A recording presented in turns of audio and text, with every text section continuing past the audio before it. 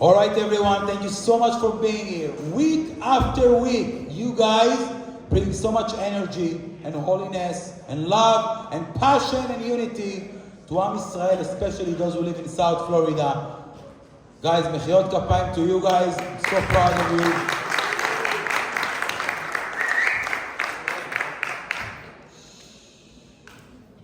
I feel like I'm choosing a few of you to watch with me the finals, make some noise and feel the energy over here. But first I want to wish רפואה שלמה to אלבלה אטלן, בת הילה דרמון, אריאל בן שירז, ממש few hours ago, he got choked. I actually know him, I was in his Brit Milah. To actually be more accurate, the Brit Milah was in our Shiur, in Southside. He's a member of our community, Shabi family. He called me from the hospital, so we wish them lots of refuah shlema. The baby right now needs refuah. Yes? מיכאל נוח הלוי בן לאה, בית השם, אלן אורנה בת חנכנה, אילנית בת לאה, חיה דורית בת גאולה, גבריאלה בת שרה. Also, another good friend, אליהו נביל בן בכור יצחק, and ליאנה בת חיה שרה, גבריאלה בת שרה. Oh, we say those names over here, we can say it again, אילנית בת לאה. And להבדיל, and to separate, לעילוי נשמת ישראל בן אסתר, ונשמה בן עליה בעזרת השם. So, this week, it's one of the most beautiful weeks that we have during the year if you're looking on the Torah portion. But before that, I want to emphasize that it's a week of miracles. It's a week that if you lived in Israel 20 years ago and you remember Itnatkut, any of you were in Israel 20 years ago and remember Itnatkut, or you're too young for that? Yeah. You're too young for that? I'm not that tall, man. Come on, look at me. You remember that? When Arik Sharon, back then, the Prime Minister of Israel, decided to give back the most beautiful part of Eretz Israel to Yamach Shmam the Arabs, talking about Gush Katif. And I was a kid, and everybody was wearing the orange bracelet, and everyone was like against it, not good. And 20 years ago, we witnessed that unfortunately, the Israeli government taking out thousands of our brothers and sisters from their homes, from their yeshivot, from the shuls, literally with the Sefer Torah, taking them out. And I think it is a miracle that 20 years later, I was able to witness that now we're going to kick out those Yamach Shmam Hamas from their houses in Gaza, out.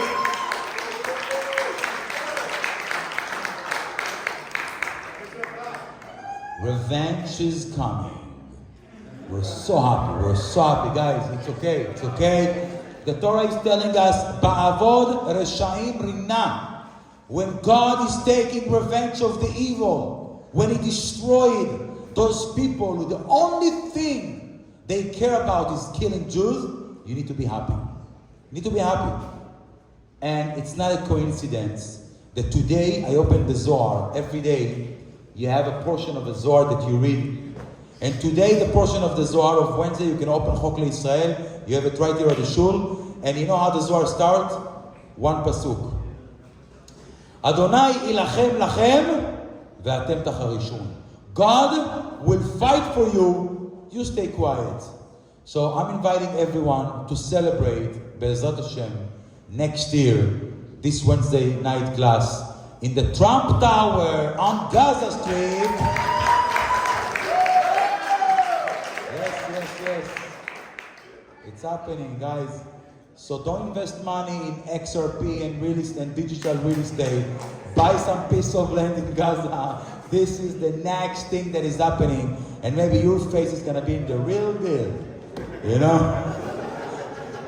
I mean, this is our dream at the end of the day.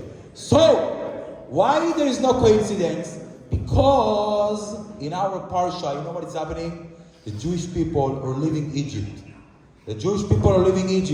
And it's something that you may ask yourself, what's the big deal?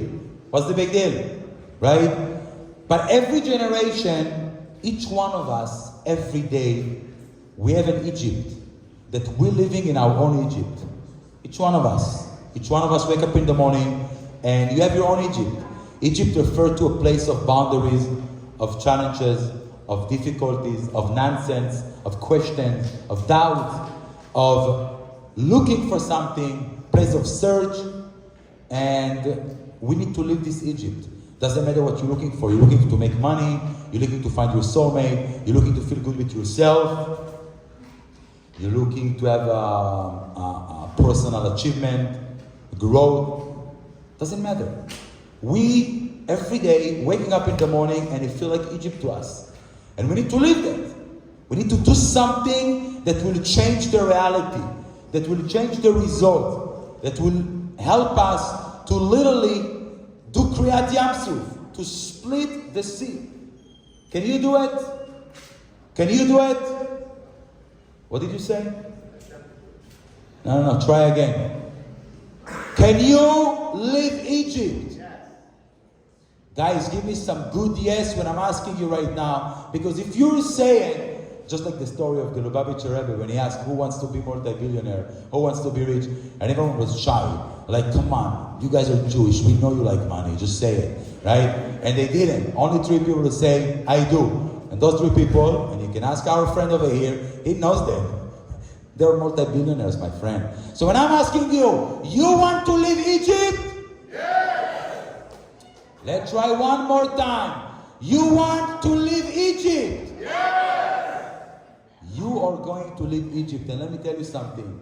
Egypt is the challenge, is the difficulty. It's the moment that we got used to our nonsense. And at the end of the day, the best thing that we can feel, the best thing, the highest level that you can go and have a good feeling is achievement, is accomplishment. You feel good with yourself. You go to the mirror, I will share with you what I'm doing sometimes, every day, twice a day. Go to the mirror and says, you're the best, you're the best, you can do it, kill them all. You know, without that. When you have a feeling, a sense of achievement, you know that you're in the right track, and we want it. We want it. We want to get married, establish a beautiful family, have kids, make money, be healthy, grow. We want those things. How we can do it? So when I opened the parsha at the beginning, I was like, you know what, guys? I will talk about the song as Shiur Moshe. Beautiful. Because you know that the way that we really pray to God, prayer, it's singing to Hashem. Singing to Hashem. Guys, you know Gematria? Numerical value? Yes. So, who say yes over here? Oh, you an accountant or something? You think with numbers? So, what's the Gematria of Tefillah? Tidi dadai, Tefillah Taf, 400. Pay, 80, Yud, 10, Lamed, 30, Hey, 5. Together, 515. Tefillah, it's 5:15. Moshe Rabbeinu, when he prayed to go to Eretz Israel, how many prayers he prayed to Hashem? How many times he davened to Hashem? 515. It's, by the way, the same numerical value of the word Va'etchanan. Va'etchanan, it's the Torah portion to talk about Moshe Rabbeinu praying to God. You know what it means, Va'etchanan? And he begged to Hashem. When you want something, you beg. You beg. You cry, you scream, you all in because you want it. You know what also numerical value 515? The word Shira. Shirat Ayam. Shin, Yud, Resh, Hey. 515. It means that the highest level of prayer is to sing to HaKadosh Baruch Hu. You know why? Why singing? You like singing? Yeah. You like singing? I love it. No? You love? Yeah. Love it, baby. Man, we're in the ultra now. What's going on over here? So I when I was your age, I was more into a dubstep kind of, techno music. But then I heard about the concept of singing. So I learned that when you singing, you know what you do? You open your heart. When you're singing, the prayer doesn't come from your brain. Doesn't come from your conscience. Come from your heart. Come from a very pure place that you can connect to Hashem, you can connect to yourself, more important. So I was thinking maybe, you know what, let's talk about singing. Let's talk about singing. But then I was reading about Parashat Haman. You heard about Parashat Haman? I'm not talking about Haman, the Machshmo Amalek guy who wanted to kill the Jewish people on Purim. By the way, guys, Purim is coming in 1 month and a week. Yeah, 1 month and 1 week, exactly 5 weeks. So I see some guys over here were practicing drinking before the class because you have to be ready for Purim. You have to be ready, right? So there is actually discussion if on Purim you need to drink red wine for the blood, for Gevura, or you need to drink white wine for the chasadim, for the mercy, or you need to drink tequila, because tequila is tiyeh kala, it's gonna bring wife to you, right? Some says you need to drink arak. Arak, it means aleph rak, only Elohim, only God, right? You know, different opinions, right? So I'm very, you know me, I'm very strict, very religious. So I go by all the opinions. Red wine, white wine, tequila, arak, making sure, you know, we fulfill all of that. So start practicing, bottom line. So when we're talking about Parashat Haman, it's not Haman of Purim. Talk about the manna. Talk about the food that God gave to the Jewish people. I don't know if you know, but yesterday there was a big segula. You know what is segula? What is segula? Guys, I'm sure we have some Moroccan in the crowd. What is segula? Huh? Nobody knows? Get married, baby! Segula, you know, segula, it's something very, very special. Actually, God called the Jewish people Am Segula. Am Segula. You know, there was actually, segula in Hebrew, it's also purple, just so you know. Segula, it's female purple. There was a rabbi who came, there was a guy who came to the rabbi and says, Rabbi, I need to get married, I'm trying, I'm dating. Rabbi, I need to get married. So the rabbi told him, listen, I have segula for you. He says, Rabbi, I don't want segula, I want blonde. Only those who speak Hebrew understand. And yesterday, on Tuesday, is a big segula. What is the segula? Is to read Parashat Haman. If you want to be rich, if you want to have parnasa, beshefa, you know, they always says, money is not going to make you happy. Not going to make you happy. Tell me something, money will make you happy? Yes? What do you guys think? Money will make you happy? Guys, money will make you happy? No. Promise you no. Lots of money will make you happy. It's important to understand. Money is not going to make you happy. It's not. I try it, doesn't work. Lots of money, chas v'chalila, obviously it's achievement. Money is a tool, because with money you can buy lots of things. You're laughing like you can go in and buy a wife right now with money. Man, you know, I have a friend that he told me, you know how you can be a millionaire in a second? Become a millionaire in a second. You know how? You're a billionaire and you get married.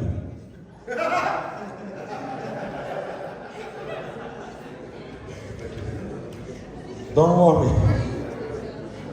So guys, the segula to read Parashat Haman, it's a concept that we're reading the story about God who giving food, blessing to the Jewish people. Why it's important to read it, I will tell you why. Because man, it's all about emunah. Emunah. Man, mem nun, it's actually inside the concept of emunah, faith. And it's so important because when you believe in Hashem, when you have faith, when you trust God, you get the blessing. To your house. Literally to your house. You're not going to find it in other places. I'm telling you, when you have emunah, you can see it. I was actually last Sukkot, I invited people every night, inviting people, Baruch Hashem, for the Sukkot. Actually, the first guy that I invited when I moved to Surfside, sitting right over here, good friend of mine. First Shabbat in Surfside, or second Shabbat. was on COVID. You're the only guy who didn't care about COVID. And we have, the Sukkah people. So one of them came from Israel, and the other guy came from New York, and they just moved a week before Sukkot. And they're talking about, doing it and working and making it in Miami. So I told them, you need to have emunah. If you have emunah, HaKadosh Baruch Hu will provide anything. Guys, Sukkot, it's tzila de memnuta. It's a place that is full of emunah. Happens to be one of them is connected to Adam and he's selling some of his apartment in the flow, whatever. The other guys know some investors, and Baruch Hashem, they were able, and you're going to read about it soon because it's still in the process, but they were able to put up a deal of $150 million in a conversation in the Sukkah, only because they had emunah. They say, we believe it's going to happen, and I saw it in front of my eyes, happening. Hopefully we're going to get the maaser to, our shul. But the point is that mana teach you emunah. Emunah, that's what it's teaching you. And when you understand that if you really believe in Hashem, you'll see the blessing come to your house, come to your door. What do you want? Want to get married? Want to make money? Want to be happy? Want to be healthy? Want to grow? Want to have a family? You can do it. You can do it. Trust Hashem. Believe in Hashem. Because if Hashem believes in you and Hashem trusts you, trust your partner. So I says, you know what, maybe I'm going to talk about that. But then I saw something that blew my mind. Something in the parasha, not about the song and not about Parnasa. Something that really by definition is the essence of the Jewish people. If you need to describe the Jewish nation in one word, what are you going to say? Powerful. About Jewish, man. We have other kind of Jewish people. I don't know. Powerful. What do you say? Guys, there's no wrong answer over here. There's no wrong answer. Supernatural, I wish. Guys, we're Jewish. We're allowed to make fun of ourselves. It's okay. We're chosen. Chosen nation, fighters. Fire? Yes. What else, guys? Connected. Successful. So, you guys are very nice and very positive. But when I'm thinking about Jewish people, there is one word that comes to my head. One word. Whining. Whining. You know what is whining? Huh? Whining. Complaining.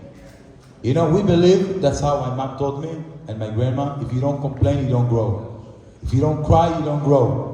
I meet people very successful. Hey, how was this year? And I know his company is public, so I know exactly how much he did. He says, Rabbi, this year was the worst, was tough, was no bueno. He says, man, I don't need anything from you. I just want to be happy for you. No, this year, no bueno.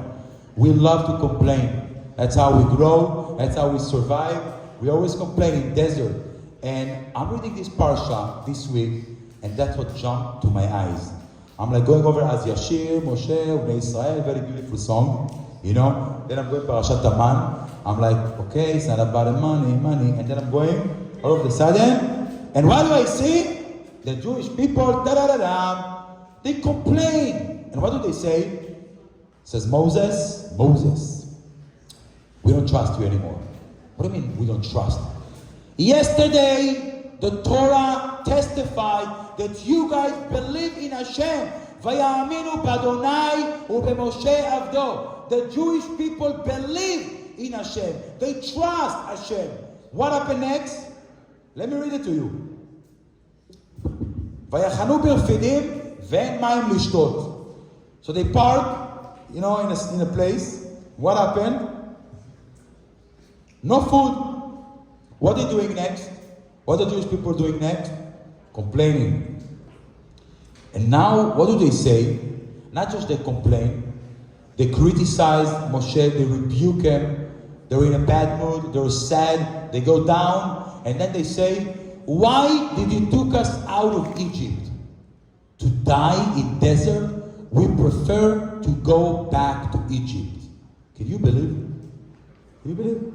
Imagine you're going to get your hostages now, coming back, Bezat Hashem, all of them, from Gaza. And, in the helicopter, whatever, there's a soldier who's giving them, this water.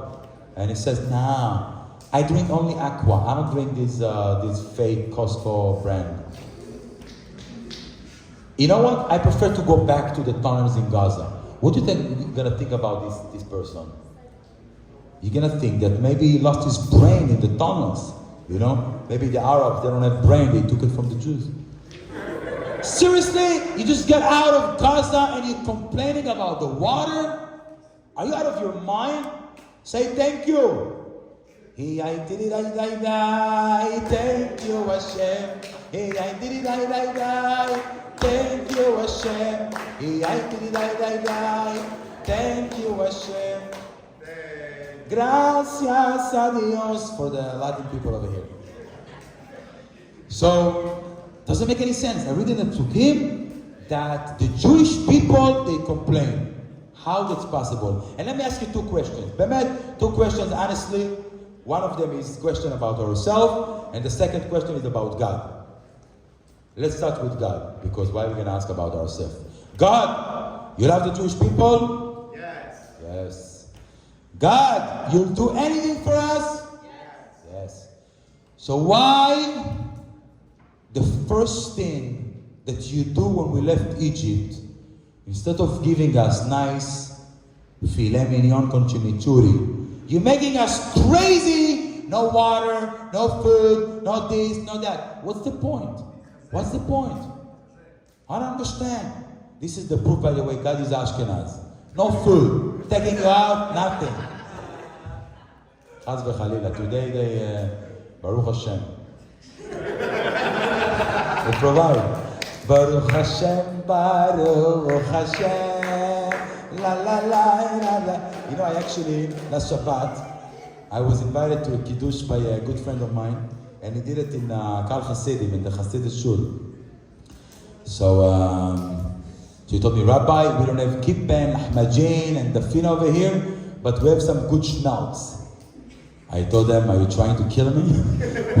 What is schmelz?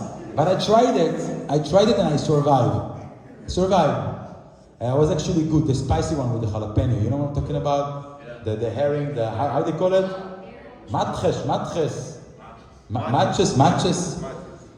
Guys, I will be honest, was after 5 shots of Clase Azul. So I was able to bring it in. It was good. I don't understand. If a Holocaust survivor can give me schmelz, God cannot provide some food to the Jewish people? We just survived Egypt. We're just out of Gaza. No water, no food, no meat, no bread. I don't understand. If you really like us and you really care, so why are you not giving us some good stuff? That's a question that we have, to ask God. The second question is to ask ourselves, why the first thing we do is to complain?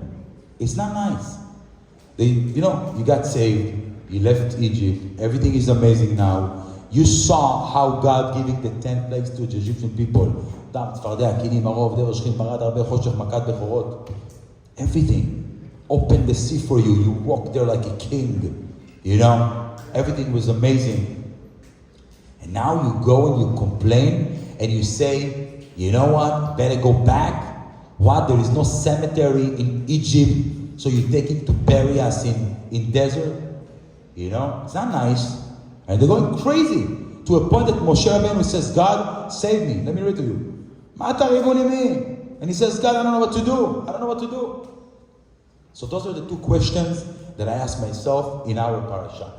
Because it's nice to talk about singing, love, unity, peace. At the end of the day, we like to complain. That's what we do. We're good at it. We're very good at it, right? So how we can understand what's going on in our parasha? I will tell you. Many times we take a commitment on ourselves.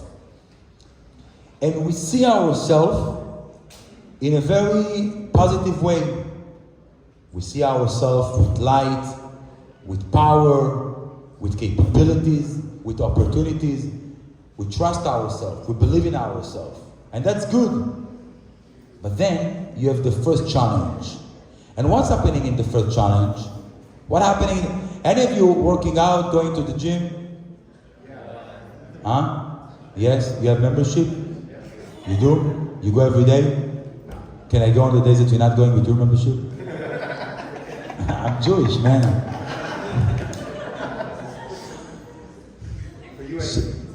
So, you know that you see yourself sometimes, I can do it, Equinox, no pain, no gain, lots of things. But then in reality, you're doing a little bit of push-ups and you say, cannot do it, I had Cholan 3 days ago, I don't do those things,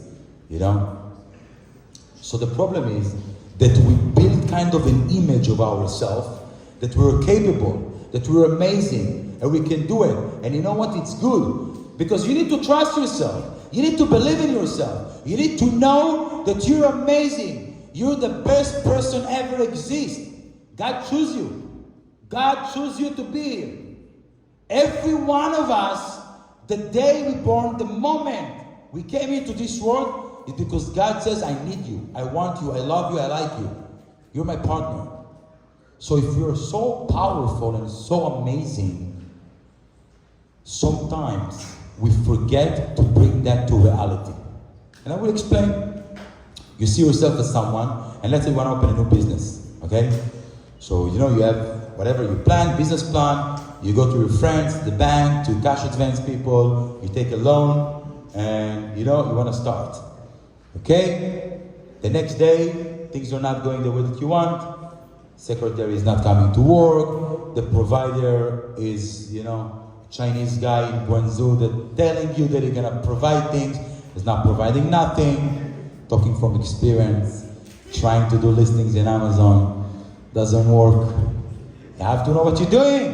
You need to have experience, you need to have knowledge, you need to have patience. So you're trying, and you think that you're a big shot. Any little kid who coming from Lakewood think that he knows how to do the shtick, right? And they're coming to Miami like, they will teach you how to live, how to do the thing. And it's not working, it's not working. Why it's not working? Because there is no correlation between what we think and how we can really act. It's not there, it doesn't align. Same thing, you go on a date. You think that you're amazing and everything is gonna be nice, and you go on a date and it doesn't work. You sit on a date and the conversation doesn't flow. Or, she say no or he say no, and you're trying again and again, and all of a sudden, your self-esteem, your bitachon, it's start to become like the border between Gaza and Israel, unfortunately. You think it's strong, think it's powerful, but it's not. A little thing, boom, falling apart. So what do you do? What do you do? There's one thing that you do. You must do. You need to do. You're obligated to do. God will make you do it. It's called a challenge. In Hebrew we call it nisayon. What it means, nisayon? Nisayon is also a word of miracle, nes. Nes is a miracle. Nisayon it's a challenge, right? But you know that nisayon also in Hebrew means to get used to it. Because if, let's say, I believe that I can do something, but I don't challenge myself, so I'm lying to myself. Because I can tell you that I'm an amazing businessman, I'm very good at working out, I'm amazing in learning Torah, I'm the best in social and being friendly. But if you don't challenge yourself, who are you lying? Words are free, actions. The Torah is telling us, Ma'asecha yekarvucha u'ma'asecha yerachkucha. Your actions will bring you closer, or your action can take you far away. When people are giving you words, in Miami we call it palabra. You know those palabra people? You know what is palabra? It's a word in Spanish. In Miami we have this mentality of tomorrow. If you ever deal with local employees, Usually they tell you, mañana en la mañana, mi hija, mañana en la mañana. It's always like, tomorrow. That's why they still live in Hialeah, even though Hialeah now the real estate is booming, but in general, it's because they're living in a tribes, all of the family together. So that's why, that's, I find lots of similarities between Cuban and Moroccan. It's very interesting, like they think their food is the best, like lots of things. Half of the words they're saying you don't understand. They talk about the grandmothers a lot. All of them had connections with the king, It's like that. It's very interesting. And the thing is that you have this mindset of tomorrow, but the Mishnah is teaching us. Al tomar li kshefnei shnei. Don't say when I will have time, I will do. Why? Because you're never going to have time. When is the best timing to start? Seems like 98% of the population over here disagree with you. Right? When is the right time to start? Now. Thank you guys. Now is the right time. Why now is the right time? Because there is no good timing. You create the timing. You decide. You start. You don't wait. I'm not saying that you're going to see the results right away, but you want to get married? Start. Talk to someone. Do something about it. You want to make money? Do something about it. Ishtadlut. Start working, make connections, networking. You want to, become healthy? Start to deal with it. You start and you start today. Because if you wait, it's never going to happen. And those people, they're waiting and pushing. You're going to talk to them, 120, and it's like, yeah, I'm still waiting, I'm still trying, I'm still, in the right time. I hate hearing that.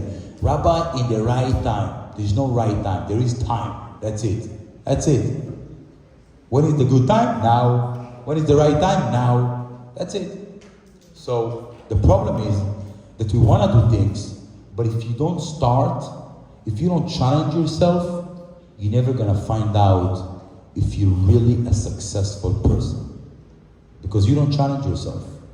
Imagine someone is telling you, I'm very good at cooking. You like cooking? You, I see you're doing with your head. Yeah, what do you cook? Moroccan.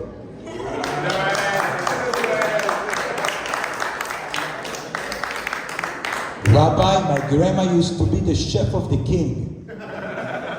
I know how to make Moroccan fish. Even the fish love the Moroccan fish. So I actually agree with you, because when you compare, the filter fish to Moroccan fish, So, okay, how we know if you really know how to cook? How we know? Next Wednesday, you're gonna bring something. I know how to do it. Do it, right? The only way for you to prove that you're good at something is to prove it. That's it. How we know that God is good? If He's doing good things. This is the Ramchal, by the way. You have to do good things to prove that you're good. You cannot say, I'm very, very good, and you're not doing good things. So the Jewish people, they give a big statement. And they say, Vayaminu ba'Hashem u'b'Moshe avdo. It's a very, very powerful statement. We believe in Hashem. Imagine. Can you guys say that you believe in Hashem? I believe in Hashem. Believe in Hashem? I believe I can fly. You believe in Hashem, it's a big statement. It's a big statement. Because in reality, when it's come to Tachlis, I always say there was a town that they needed the rain. There's no rain. Needed water. So they decided, the rabbi says, guys, we're going to go and we're going to pray, we're going to daven, we're going to go to the cemetery and we're going to pray to Hashem in honor of all the tzaddikim that they're going to bring the rain. Okay? So, by the way, in Israel, this is the driest year in the last 40 years. Yes. We got rain of rockets and missiles and no rain of real rain. So we pray to Hashem to bring the rain. So this, city All the people, they going and they praying. Geshem, we want Geshem now. You know, they're praying. But only one guy brought an umbrella. One guy. Because only one guy believed that if you pray, the rain will start. No one of the people brought an umbrella. But understand, if you believe in Hashem, you know that you're going to pray for the rain. What's going to happen? It's going to start raining. I thought you were going to say baby. It's going to start raining. Right? Why? Because you dive into Hashem. You dive into Hashem. You pray. You open your heart. The gates of heaven open. Hey, baby. Thank you. So, those people, they're faking it. Sorry to say, they're faking it. If you're going to pray for the rain and you don't bring an umbrella, you know what it means? You're fake. Why? Because if you really believe in Hashem, bring an umbrella with you. Guys, you pray for money, you pray for Parnasa? Did you pray for Parnasa? Yes? You open a saving account? Why? Go to Chase tomorrow, open saving account. Tell them that you're going to deposit $2 million next week. Rabbi, I prefer Bitcoin. We like to say that we believe, but in reality, you believe you're going to get married this year? Yes? You put the ring? I promise you, the guy who said that he bought the ring is getting married this year. Promise you, Bezat Hashem. Remember one time, was a rabbi came from Eretz Israel, and he taught people, the most two difficult things today in my community at least. The most two difficult things is number one, to find your soulmate, and number two, to find a house on the south side. It's very difficult. Very, very difficult. So the rabbi comes and says, you know what? If you're going to buy mezuzah, you open the vessel, you're going to have a house in Surfside.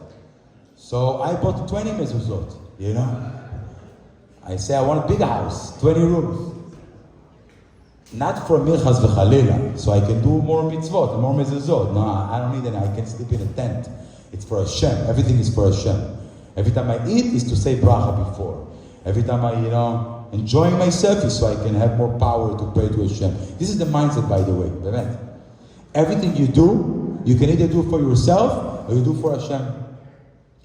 So you can go to the Caribbean, you go to Bahamas, the new resort. You sit on the infinite pool with a nice kosher piña colada, and you say, Hashem, it's for you. It's not for me. It's only so I will be able to say, wow, what a beautiful world, amazing. And then you swim with the dolphins, and you say, Hashem, what a beautiful dolphins you created. Not the pink one, the gray. I don't know if you know, girls. There's a pink dolphin. You know that? Yeah? They're not so cute. They're not. I actually swim with pink dolphin in the Pampas. Pampas is the river in the Amazonas on the border between Brazil and Bolivia. And there's a pink dolphins over there. And they bite you, and you understand why those who wear pink can bite sometimes. Very dangerous. Swim only with gray dolphins, believe me. It's interesting. So when you do those things, you say, Hashem, I don't do it for me. My mom always used to tell us when we were on vacation, Ma rabu ma'asecha Hashem. You see beautiful things, you go on vacation, what do you need to say? Ma rabu ma'asecha Hashem. God, this is beautiful. The view, nature, people, some of them, beautiful. Everything is amazing.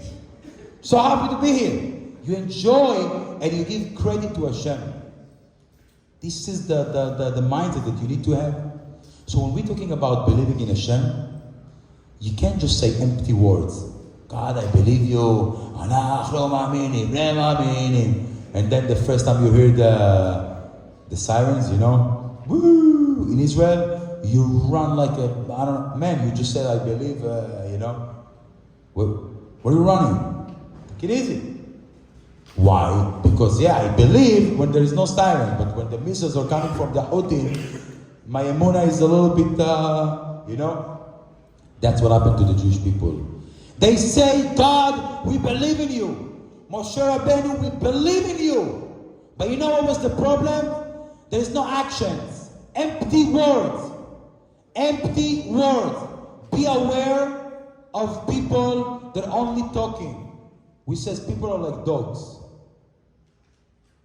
Those who bark, they don't bite. If someone is talking a lot, I do, does nothing.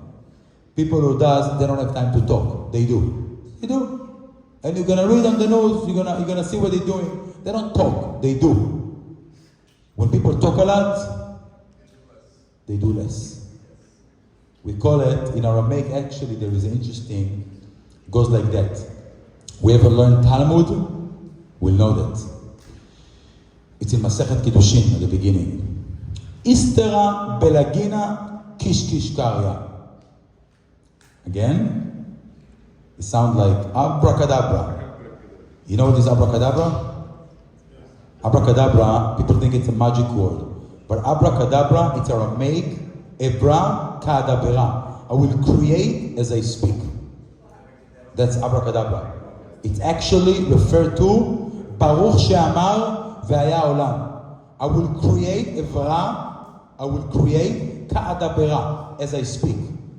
So, what is istera belagina kish kish karya? I will tell you what it is. You take a jar, a pushka, and you put a few coins inside, and then you shake the jar. What are you gonna hear? Lots of noise, right? Right? Lots of noise.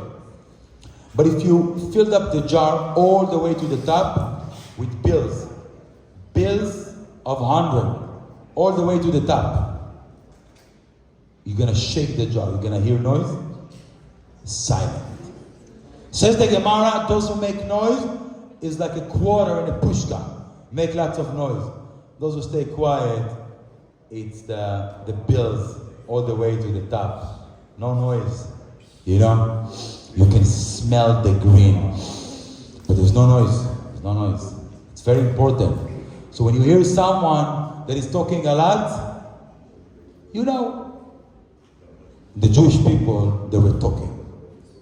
Az Yashir Moshe Uvnei Israel. They're singing to Hashem. Lots of words.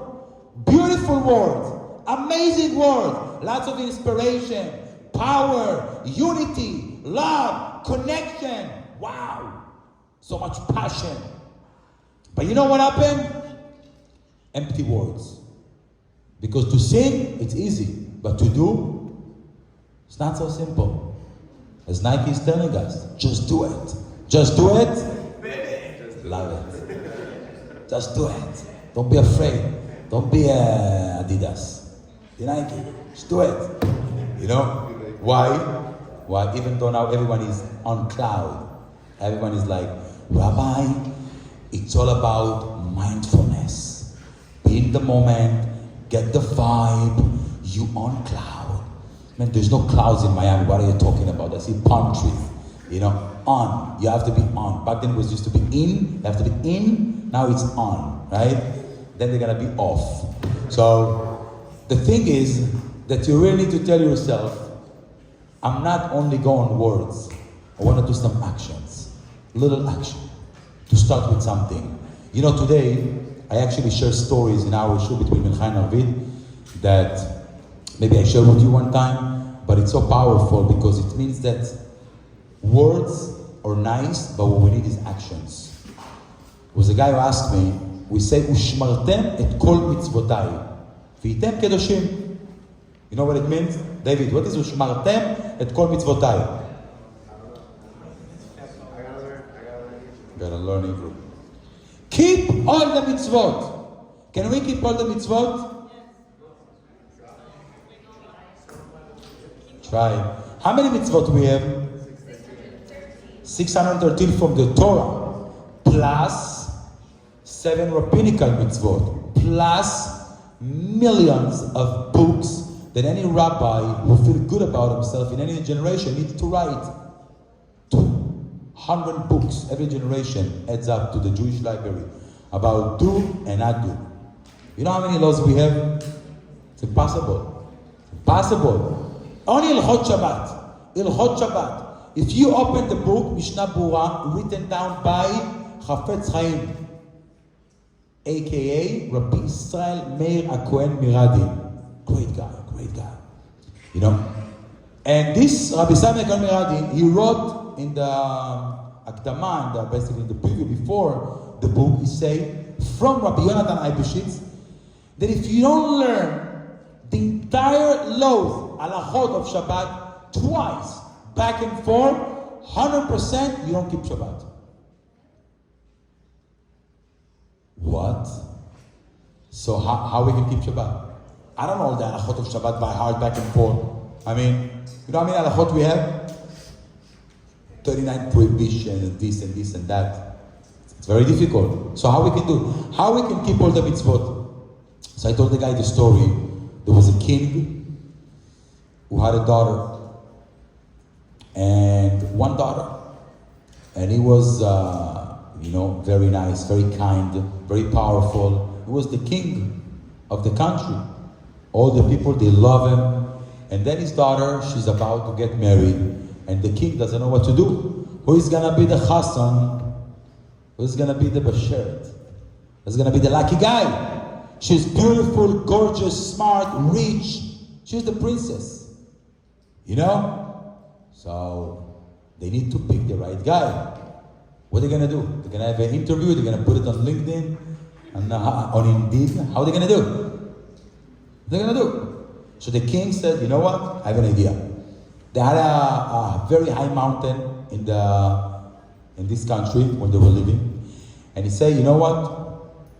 Whoever can make it 6,000 feet, whoever can go and climb all the way to the top, on the top of the mountain, he will be my son-in-law. And that means that he is the next king. He is the future king. So everybody's hearing that, and it's open. Everybody can try. Thousands of men coming to the mountain, and they say, we're going to do it. The king says, guys, you have 3 days, 72 hours, go! All the men, all the macho, all the equinox people, let's go, let's do it, boom, boom, boom, boom, boom, they try. But it's very difficult, and it gets cold, and low oxygen, and the wind. And little by little, they start giving up. They start few thousands, and little here, little there. All of a sudden, there's only a few hundreds left. And they're trying, and all of a sudden, it starts to get dark. And the night comes, and they says, we cannot do it. We cannot stay in the middle of nowhere, middle of the night. So they go down. And you know what? The second day, another group says, you know what? We're going to try. Much smaller group, few hundreds, but it says, we're going to try.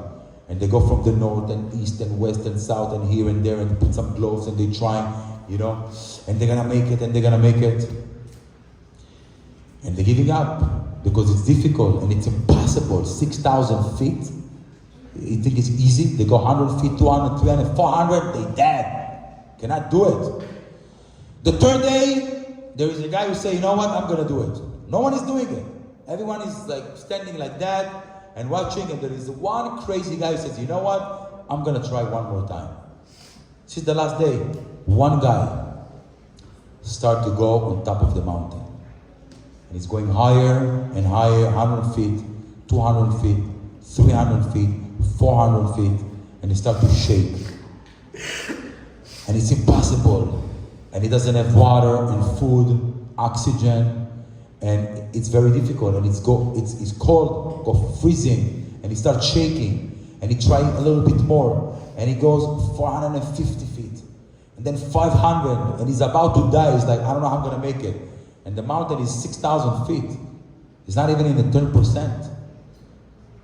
And it starts to get dark, So he's like, and everyone is screaming, just get down, you're not gonna make it. Not gonna make it. Forget it. The king is making fun of us. He's kidding. It's impossible. He just wants us to go crazy.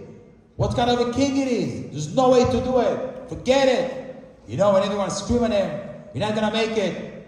So he's telling them, no. If the king say that whoever will go on top of the mountain, it means there is a way to get to the top of the mountain. The only thing I need to do is to trust the king and to try. And everyone is like, no, you stupid. It's nonsense. It's not going to work. And he's not stopping. And this guy is making it all the way, and he's able to do 10%, 600 feet. And the moment he reaches 600 feet, there is a door that is open in the middle of the rock in the mountain. He walks inside, and there is an elevator who's taking him all the way to the top of the mountain. And he's on top of the mountain, and he's saying, I'm the king! Thank you. He's so happy. He knows that he's the Chatan, he's the king. He's so lucky, he got the best princess. So everyone is saying, boo, it's not fair. We didn't know there is an elevator, and there is a door, and there is a secret. We didn't know. If we only knew, we're gonna make it. We thought it's 6,000.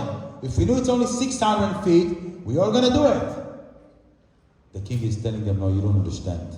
I knew that my daughter, she's very special. She's smart, she's beautiful, she's talented. We have lots of money. Her husband will be the king. You think I'm gonna take everybody? It's impossible. I will take only the guy who is not giving up. Only the guy who is willing to fight. Only the guy who trusts me. Only the guy who knows that if there is an opportunity, you take it, you grab it, you hop it, you don't stop. And you work harder and harder, and you're doing that. This is my future son-in-law.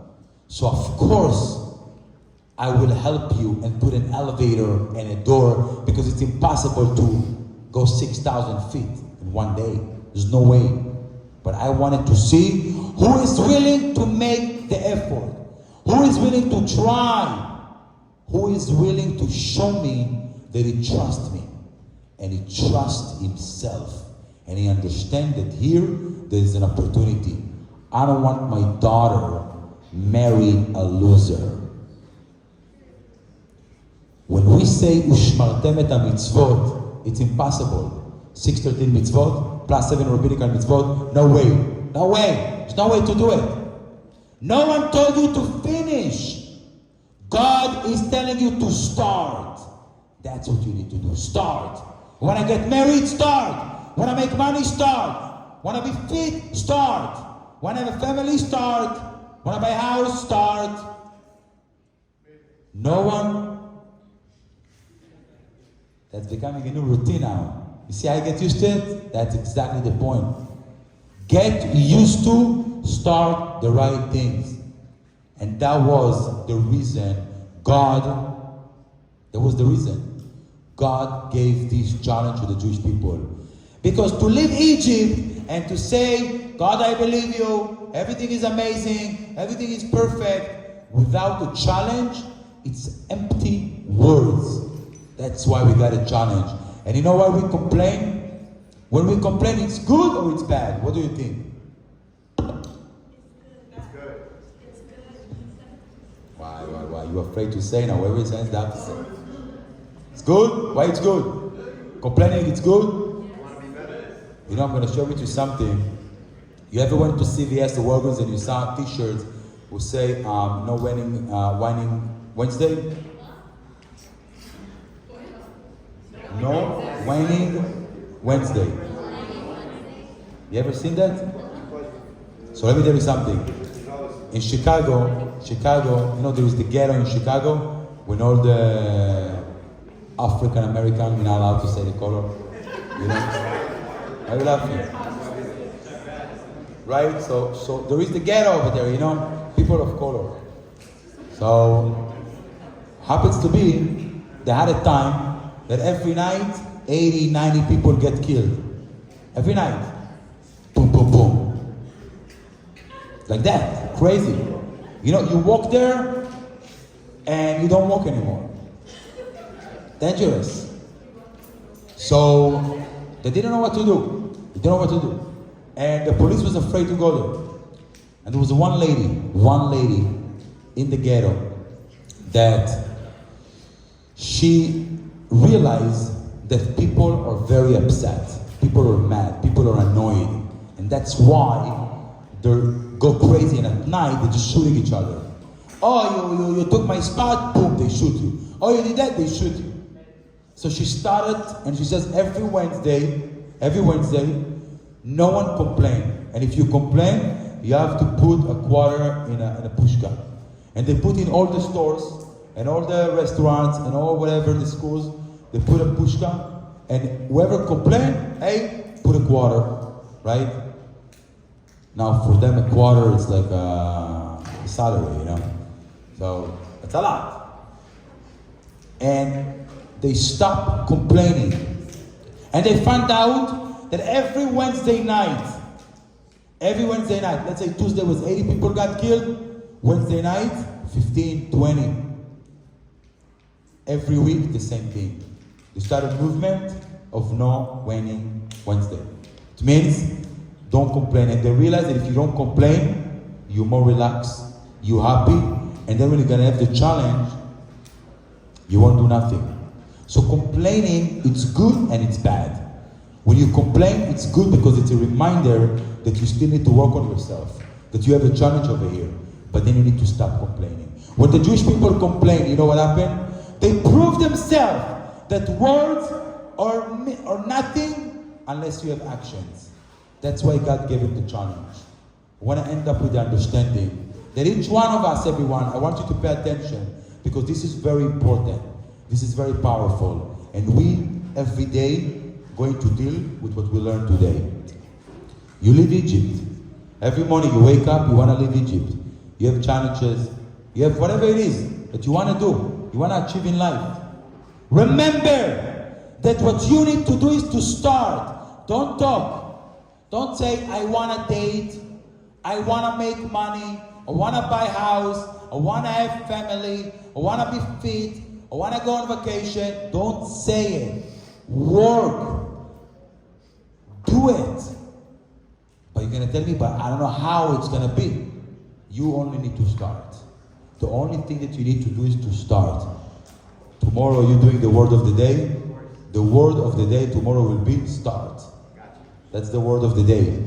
You need to learn how to start things. Why? Because when you start, you realize that you actually can change your identity, your personality, your behavior, your routine. You can become the best version of yourself by actions, not by words. Guys, everyone, lots of success and happiness to all of you. You can